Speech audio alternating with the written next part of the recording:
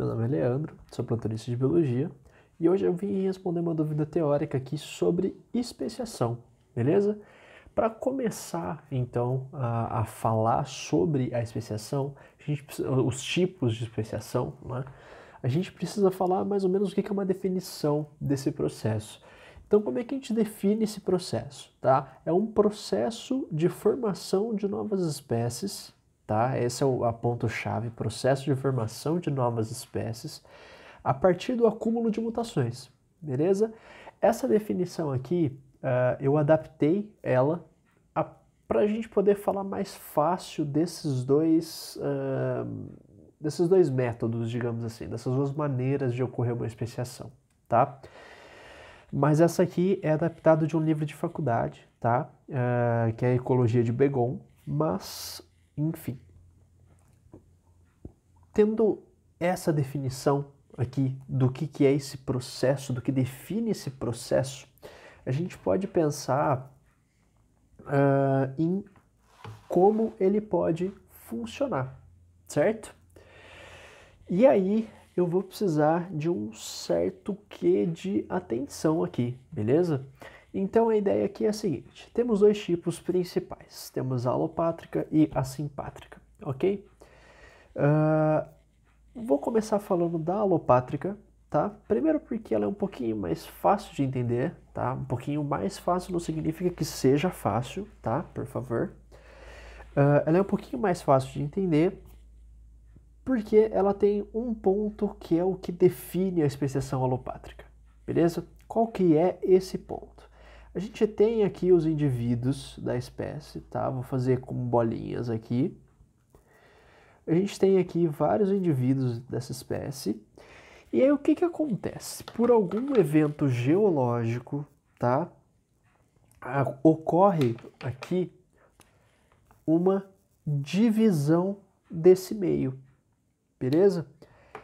E aí, por que o nome disso é um processo, então? Por que a especiação é um processo? Porque ele depende da ocorrência de vários eventos, né, sucessivos, que daí vai levar à especiação. Então, no começo, então vamos colocar aqui, no início, a gente tinha a espécie A, beleza? Era só a espécie A, tanto aqui nessa parte que eu dividi em cima, quanto nessa parte aqui de baixo, beleza? Só que, a partir do momento que a gente tem essa divisão aqui, o que acontece? Acontece que esses meios aqui, eles podem vir a se tornar meios diferentes entre si. E quando eles se tornam meios diferentes entre si, aqui algumas características, no caso a característica vermelho, vai ser selecionada, beleza? Enquanto que aqui desse outro lado, as características verdes vão ser selecionadas, beleza? Com o passar do tempo, que né, eu falei, é um processo porque depende de várias coisas para a especiação acontecer, né? Então vamos entender isso daqui. Aqui no ponto onde todo mundo, onde a característica verde foi selecionada e aqui onde a característica vermelha foi selecionada, o que a gente tem como principal, né, para levar desse ponto? Que é o seguinte: a especiação primeiro, ela precisa, quando eu estou falando de uma especiação alopátrica, né, eu preciso sempre de uma barreira geográfica. Sempre. Isso aqui é obrigatório. Tem especiação por aparecimento de barreira geográfica, isso é uma especiação alopátrica ou é uma alopatria, tanto faz, beleza? Essa barreira geográfica ela precisa dividir a população inicial, tá? Que era A, então todo mundo era A, até um momento que os As foram ficando verdes e outros As foram ficando vermelhos, tá? Por pressões seletivas do meio. Se essa barreira geográfica altera os meios, mas mantém esses meios com pressões seletivas iguais, tá? O que é difícil de acontecer, esse meio, ele pode acabar se mantendo igual a esse, mas como isso quase não acontece, a gente vai ignorar isso. E aí, qual outro evento, além da barreira geográfica, é essencial? Eu coloquei aqui, ó. Opa, perdão, balancei a câmera aqui. A partir do acúmulo de mutações, eu tenho a formação de novas espécies. Então, aqui era a espécie A, né? E ela foi ficando verde, por quê? A mutação no gene 1, sei lá, tomou a forma X. A mutação no gene 2 tomou a forma Z e no 3 aqui ficou com a forma W. Beleza? Aqui, nesse outro meio, eu posso ter tido outras mutações, então sei lá, vamos pensar o gene 11, tá? Só estou dando um número para simplificar um pouquinho. O gene 11 acabou pegando a forma B, o gene 12 a forma C. Perceba que, com essa barreira geográfica, os indivíduos daqui que sofreram essas duas mutações e os indivíduos daqui que sofreram essas 3 mutações, que são totalmente diferentes dessas duas, elas não têm mais como se cruzar entre si. Então, isso daqui não existe. Se isso aqui não existe, essas mutações, elas estão presas nesse lado. E essas mutações, elas estão presas nesse lado. Então, com o passar dos anos, e aí milhares e milhares de anos, essas mutações, a lista de alterações aqui, inclusive aqui, com o passar do tempo, o gene 1 ele pode ter o formato D, não mais o X, entendeu? Essas mutações elas vão aparecendo de formas diferentes nessas populações, até o momento que esses indivíduos se tornam tão diferentes que mesmo se eu excluir essa barreira geográfica aqui, eles não voltam a se reproduzir, beleza? Então, quando eu tenho uma especiação alopátrica, eu preciso de uma barreira geográfica para causar o isolamento reprodutivo desses indivíduos, tá? Que vai causar o acúmulo de mutações desses indivíduos nos dois lados aqui. Perdão, balancei a câmera de novo. Que vai favorecer o acúmulo de mutação dos dois lados aqui, e as mutações desse lado são exclusivas desse lado, as mutações desse outro são exclusivas daqui. Sendo assim, alguma hora essas mutações elas se tornam tantas que esses indivíduos não se reproduzem mais. E aí eu tenho, ao invés de uma espécie A no início, eu tenho a formação, então a espécie A forma a espécie A1 e A2. Beleza? Sendo, sei lá, o A1 aqui e o A2 aqui embaixo. Tanto faz. Beleza? Então, sempre que você estiver falando de alopatria, é totalmente importante, tá? É obrigatório, tá? Procurando a palavra aqui, demorou para vir, mas é obrigatório pensar em barreira geográfica. Se não pensar em barreira geográfica, isso não é uma especiação alopátrica, beleza? Quando a gente vem aqui para a especiação simpátrica, aí o negócio, deixa eu mudar um pouquinho a luz aqui, vamos ver se melhora um pouco. Aqui, quando a gente fala de especiação simpátrica, o que acontece? A gente precisa ter em mente que, se aqui eu estou falando que é exclusivo dela aparecer a barreira geográfica, aqui eu tenho um tipo de especiação. Então, a especiação simpátrica é uma especiação sem barreira. Beleza? Só que como isso acontece? Existem 2 tipos de especiações simpátricas, tá?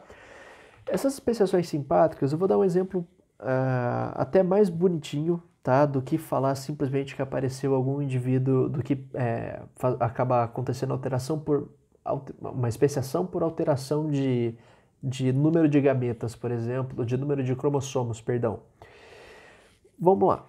Aqui na simpátrica, eu tenho no início Então, vamos voltar aqui. Opa, não está aparecendo aqui na folha. A gente tem aqui, vamos tirar um pouquinho o zoom. A gente tem aqui no início, tá? A espécie A também. Então, é A por todo esse território aqui. Só que imagina assim, a gente tem, sei lá, fêmeas que elas preferem os machos coloridos. Então, um comportamento sexual distinto aqui. E a gente tem outras fêmeas que elas preferem os machos que se camuflam. Então, as fêmeas aqui, elas preferem os machos que se destacam um pouquinho mais, e essas aqui, elas preferem os machos que se mantêm ali no cantinho deles e que se camuflam no meio, né? Eles ficam ali escondidinhos. Esse comportamento sexual aqui, perceba que essas fêmeas, eu vou chamá-las de fêmea A e fêmea B, tá bom? Não porque elas são espécies diferentes, tá? Por favor, não entenda isso, é só para a gente diferenciar. Perceba que as fêmeas A, dificilmente elas vão vir aqui e cruzar com machos que se camuflam. As fêmeas B dificilmente vão vir aqui e se cruzar com machos coloridos. Isso forma, mesmo sem uma barreira geográfica aqui no meio, uma separação. Eu tenho esses indivíduos aqui se cruzando entre si e esses indivíduos aqui se cruzando entre si. O que acontece nesse momento? Eles estão dividindo o mesmo meio aqui, tá? Só que ao invés de uma barreira geográfica promover o isolamento reprodutivo, o que vai promover o isolamento reprodutivo é a preferência sexual das fêmeas. Então, pode vir aqui um macho, sei lá, se for alguma espécie de ave que faz uma dancinha ali pro ato sexual, essas fêmeas elas não vão gostar da dancinha desse cara. E essas fêmeas não vão gostar da dancinha desses caras aqui, tá? Então, essas fêmeas, elas se atêm a se copular com esses machos, e essas fêmeas só copulam com esses outros machos aqui, beleza? Isso forma dois grupos distintos. E agora, perceba o negócio. Aqui eu precisei da barreira geográfica para fazer as mutações de um grupo ficarem aqui e as mutações desse grupo ficarem aqui, certo? Aqui não. Aqui eu não preciso de uma barreira geográfica, eu preciso só de uma barreira sexual, digamos assim, tá? Aqui nesse grupo eu vou ter, vamos colocar aqui, eu vou ter mutações. Então eu vou ter mutações A, B e C. Nesse outro grupo aqui, eu vou ter mutações que são, sei lá, X, Y, Z. Pronto. Essas mutações, essas três mutações, elas estão presas aqui nessa, digamos assim, subpopulação, tá? E essas outras três mutações estão presas nessa outra subpopulação aqui. Com o passar do tempo, esses indivíduos eles vão acumular mais mutações, tá? Enquanto que esses outros aqui vão acumular outras mutações, beleza? Até um certo ponto que, como se fosse na alopátrica, eu acumulei tantas mutações aqui que eu não consigo mais me reproduzir aqui, beleza? Então a gente tem esse exemplo de especiação simpátrica sem barreira geográfica, beleza? A gente tem esse exemplo, e que outro exemplo pode ter, né? Existe também um outro exemplo que seria, sei lá, aconteceu um bug do milênio ali e alguns indivíduos, eu tinha uma população inicial, então vamos colocar aqui, uma população inicial, que ela é 2N, mas por algum bug na fecundação, o que aconteceu foi que isso gerou uma população, vamos colocar aqui, população derivada de 3N. Pronto. Agora, a população de 2N está dividindo o mesmo espaço que a população 3N. Mas como é que o indivíduo 3N se reproduz com um 2N? Isso não tem como. Nesse momento, eu já instantaneamente, eu não preciso nem esperar aparecer mutação, tá?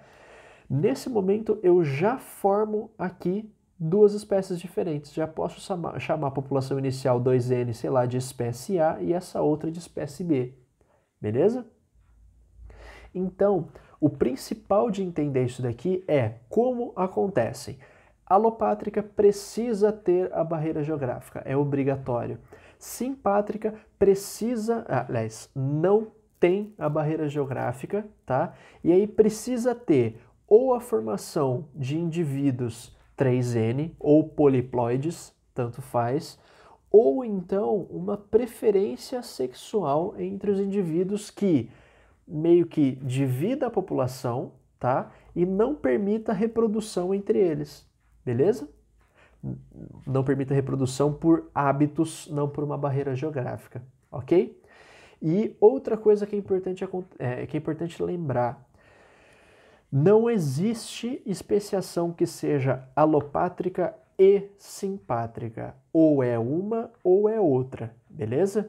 No máximo que pode acontecer é acontecer uma alopatria, então aparecer uma barreira geográfica, e os indivíduos daqui se comportarem desse jeito, tá? E aí você tem uma especiação primeiro alopátrica para depois acontecer uma especiação simpátrica dentro de uma das divisões aqui, tá? Elas não acontecem ao mesmo tempo. É sempre bom separar esses eventos de especiação, beleza? Então era isso que eu tinha para falar sobre especiação. Eu espero que tenha ficado claro. Esse é um assunto que é só especiação, né? Todo mundo acha que é fácil, mas ao mesmo tempo eles têm conceitos bem complicados de explicar, beleza? Mas espero que tenha ficado claro. Bons estudos e até a próxima. Muito obrigado.